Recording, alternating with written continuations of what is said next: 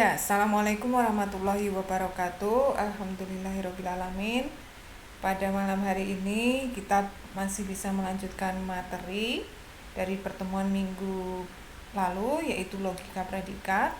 Untuk pertemuan pada malam hari ini saya akan menjelaskan bab 6 modul ya, masih lanjutan dari logika predikat, yaitu kalimat berkuantor. Silakan Anda buka, sambil dibuka modul Anda bab 6, yaitu kalimat berkuantor. Ya, sebelum kita bahas tentang kalimat berkuantor,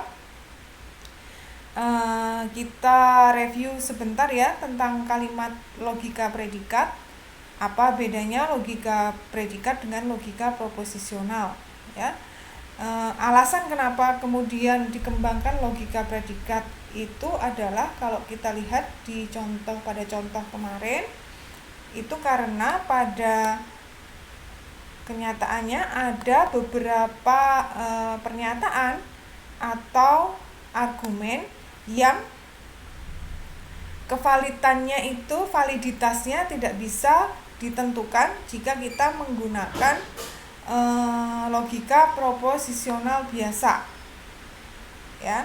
Contohnya seperti ini, kemarin ada contoh, karena kalau dalam logika proposisional itu satu argumen atau satu kalimat itu disimbolkan dengan satu variabel. Sehingga kalau misalnya kita punya dua variabel A dan B ya, premis 1 dan premis 2, kemudian kita ingin menentukan apakah konklusi C itu valid atau tidak, maka kalau kita menggunakan logika proposisional kita akan mengalami kesulitan, karena baik menggunakan tabel atau menggunakan aturan inferensi logika itu dari A dan B tidak akan bisa ketemu C. Oleh karena itu kemudian kita menggunakan logika predikat kemarin. Nah, masih ingat bahwa aturan penulisan logika predikat itu sesuai dengan struktur bahasa Indonesia kita, bahwasanya kalimat itu strukturnya memiliki subjek, predikat, objek, dan keterangan. Nah, kalau dalam aturan penulisan logika predikat itu kemudian penulisan predikat itu diletakkan di luar kurung. Nah, sedangkan yang ditulis di dalam kurung itu adalah subjek, objek, dan keterangan. Ya. Kemudian sebelum masuk ke kalimat berkuantor, kita akan melihat ya hubungan antara logika predikat ini dengan kuantor nanti. Misalnya di sini saya punya dua buah kalimat. Nah, di sini kalimat yang pertama berbunyi Semarang, ibu kota Jawa Tengah.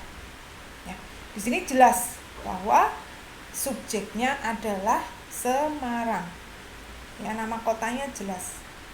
Kemudian contoh yang kedua itu adalah X adalah binatang berkaki 4, di mana X ini adalah himpunan yang anggotanya atau elemennya itu ada kuda, burung, ular, dan singa. Nah, di sini X-nya masih subjeknya belum jelas ya, kecuali saya masukkan salah satu dari keempat anggota himpunan X ini. Nah, jika diperhatikan pada kedua kalimat di atas, kalimat A itu adalah pernyataan dengan nilai kebenaran true atau benar. Ya, benar bahwa Semarang ibu kota Jawa Tengah, dan juga subjeknya jelas. Kemudian kalimat yang kedua ini merupakan kalimat terbuka karena belum dapat ditentukan nilai kebenaran sebelum variabel X-nya itu diganti dengan salah satu himpunan dari X. Nah, misalnya nih, X-nya saya ganti dengan kuda ya, sehingga kalimatnya menjadi kuda adalah binatang berkaki 4. Nah, itu baru benar kalimatnya ya. Sekarang kalau misalnya saya ganti dengan burung, X adalah binatang berkaki 4, X-nya saya ganti burung, sehingga kalimatnya menjadi, di sini kalimatnya menjadi burung adalah binatang berkaki 4.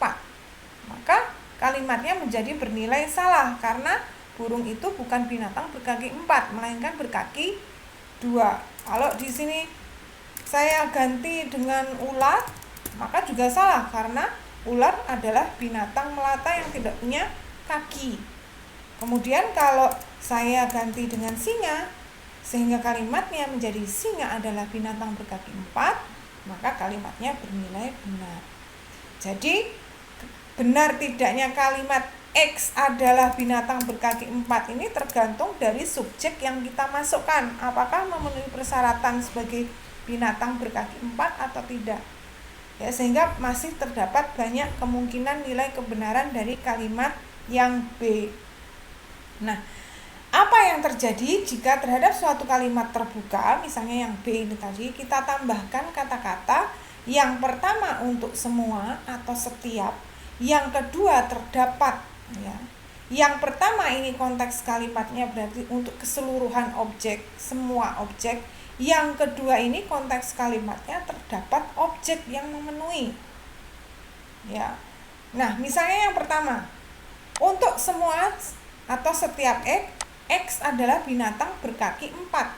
Kalau X-nya ini himpunan kuda, burung, ular, singa, maka bisa kita tentukan bahwa kalimat terbuka pertama kalau kita menggunakan untuk semua atau setiap ini akan bernilai salah. Karena apa? Tidak semuanya anggota himpunan X ini merupakan binatang berkaki 4, karena burung berkaki 2, ular tidak punya kaki. Tetapi kalau kita pakai yang kedua, ya, terdapat X, ya, terdapat binatang yang kakinya 4, di mana X-nya tadi 4 anggotanya ini. Maka kalimatnya menjadi benar. Karena apa? Kuda dan singa itu adalah binatang berkaki 4. Ya. Ini ya. Jadi ada konteks di mana kalimat itu semua baru dia bernilai benar atau bisa juga bernilai salah. Ada konteks kalimat kalau dia terdapat atau ada itu dia bernilai benar atau bisa juga bernilai salah, tergantung kalimat berikutnya seperti apa. Nah, kata-kata semua, setiap, beberapa, terdapat ini disebut dengan quantifier. Ya, maka kalimatnya karena dia mengandung quantifier disebut kalimat berkuantor. Kuantor tersebut menunjukkan atau berkait dengan banyaknya pengganti peubah X. Nah, di sini bedanya dengan logika predikat biasa adalah seperti yang sudah saya sebutkan tadi pada contoh yang A. Kalimat itu kalau subjeknya jelas, ya, bisa dihitung, subjeknya jelas, bisa dihitung. Misalnya Semarang, ya itu kan jelas subjeknya yaitu Semarang, jumlahnya 1, merupakan ibu kota Jawa Tengah. Maka kalimat tersebut termasuk kalimat dengan logika predikat saja. Contoh yang lain misalnya kalau dia termasuk logika predikat saja, ini termasuk logika predikat, ya. Contoh lain misalnya Andi makan bakso, ini juga logika predikat. Tapi kalau subjeknya tidak jelas, ya, belum jelas kalimatnya, sehingga kalimatnya menjadi kalimat terbuka, bisa bernilai benar, bisa bernilai salah, tergantung dari subjek yang dimasukkan nanti, maka dia adalah kalimat logika predikat yang berkuantor. Nah, jadi ini berkuantor. Contoh yang lain lagi misalnya semua mahasiswa belajar kalkulus. Nah, semua mahasiswa yang mana? Siapa namanya? Jumlahnya berapa? Kalimatnya masih terbuka, belum jelas. Dia bernilai benar atau salah. Maka dia juga disebut sebagai kalimat logika predikat berkuantor. Jadi perbedaannya di sini, kalau dalam kalimat tersebut subjeknya jelas atau bisa dihitung jumlahnya, maka dia logika predikat saja. Tetapi kalau dalam kalimat tersebut subjeknya belum jelas, kalimatnya masih berupa kalimat terbuka, bisa bernilai benar atau salah tergantung dari subjek yang dimasukkan, sehingga kalimatnya itu bernilai benar atau salah, maka dia mengandung kuantor. Nah, demikian ya. Saya harap Anda bisa memahami dari logika predikat tadi. Dari bahasan logika predikat tadi, kita turun lagi ada namanya logika predikat berkuantor. Nah, bila mana kalimat itu cukup dituliskan dalam bentuk logika predikat, Bila mana dinyatakan dalam bentuk logika predikat berkuantor, itu Anda perhatikan subjeknya. Kalau dalam kalimat itu subjeknya jelas, bisa dihitung jumlahnya, ya, dan dengan subjek tersebut bisa ditentukan nilainya benar atau salah, maka cukup logika predikat saja kita tuliskan dalam bentuk simbol logika predikat, itu sudah bisa, nggak usah pakai kuantor. Tetapi kalau dalam kalimat tersebut subjeknya belum jelas, jumlahnya belum pasti, sehingga dia merupakan suatu kalimat terbuka yang bisa bernilai benar atau salah tergantung dari subjek yang kemudian akan